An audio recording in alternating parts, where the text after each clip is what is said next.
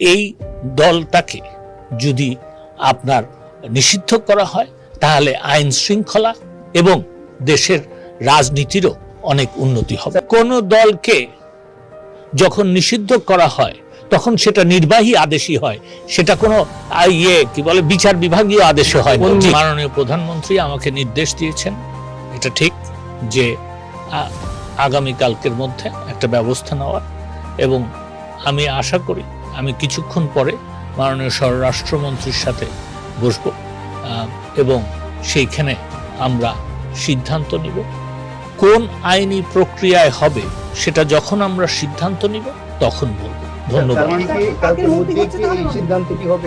ইনশাআল্লাহ এর মধ্যে জামাত এবং শিবির একটা শক্তিশালী সংগঠন হিসাবে সবাই জানে, সরকারও জানে, তাদেরকে নিষিদ্ধ করে কি গভর্নমেন্ট পরবর্তীতে আবার কোনো ঝামেলা করে কিনা বা করবে কিনা আপনার কি?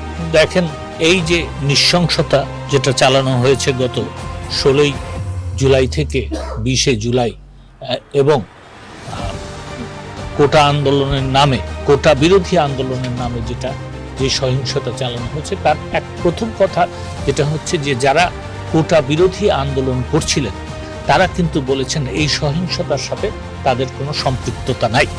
তো সেই ক্ষেত্রে আমাদের কাছে তথ্য আছে যে এই জামাত, বিএনপি, ইসলামিক ছাত্র শিবির এবং ছাত্র দলের যারা জঙ্গি তারাই এটা করেছে। তো আপনি যে প্রশ্নের জবাব দিচ্ছেন, আমার মনে হয় যে এই দলটাকে যদি আপনার নিষিদ্ধ করা হয় তাহলে আইন শৃঙ্খলা এবং দেশের রাজনীতিরও অনেক উন্নতি হবে।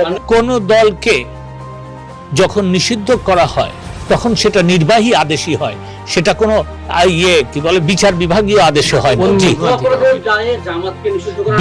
বিচার করার, যুদ্ধ অপরাধীদের অপরাধের দায়ে বিচার করা এক কথা, জামাতকে নিষিদ্ধ করা আরেক কথা। যুদ্ধ অপরাধের দায়ে যদি এই আইনের যে পরিবর্তনের কথা এবং সংশোধনের কথা আমরা লিখেছি, সেই সংশোধন যদি হতো এবং সেটা হলেও সেটা হবে, এবং সেটা হলে যেটা হবে যে জামাতকে যুদ্ধ অপরাধী হিসাবে বিচার করা হবে।